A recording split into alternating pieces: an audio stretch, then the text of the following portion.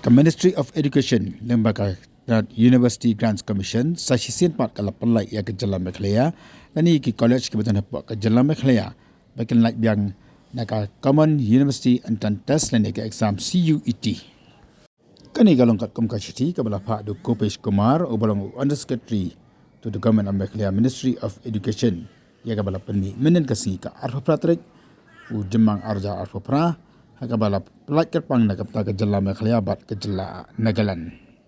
Takkan dia kejeng penmena bat kejeng pelak yang sasisian ia ke Jalan Mekhlaya nak CUET kemudian ki kena ki bala dapat pas ke kelas 12 kila ban sim admission syaki kurs ki bakam seneng ke jongki nak ki marks ki kila pas ke kelas 12. Laban kena hong dia bekasang Voice of the People Party menen ke sengi kali ban ada kejeng tho syau menteri kata nak puli putih jong sokar jala urakam sangma man kentu yu ba onsha ya ki samla puli ki papas na ki college ki bahaba po kenehu bagian sim admission syaki kadan ki bakam seneng na ki mark sabaki yo ake exam higher secondary school living certificate te kumbangi lapan pau bat ngira dawa hadian mang ir tu jing huri hira hani exam CET joki undergraduates ke belalong menangin tayo beladep te nakalian juga Voice of the People Party mentakas ni ke arah pratrik jong penai mi arja arusau Layo beli kendu ya menteri pada pek yang tanah pulih putih berakam ya sama. Bagi dia berpersengau ya jing bagi kena kecungi lihat kendu. Kita kena ke belak ke exam CET bat kumjuru kita kena ke beladuk benyelek ya kena ke exam.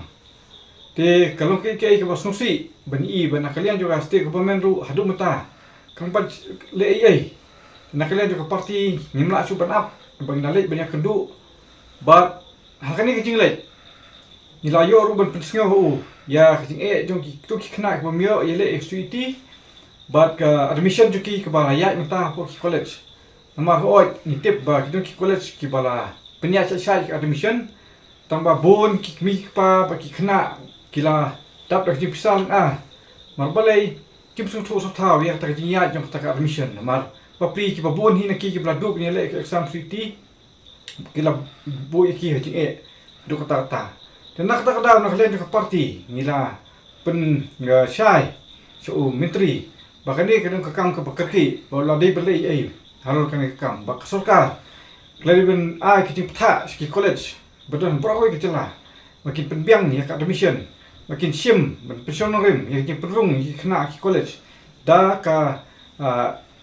marks dan percentage ke bakio ke kelas 12 bahkan ni kadi belum nak minta berkhot ki college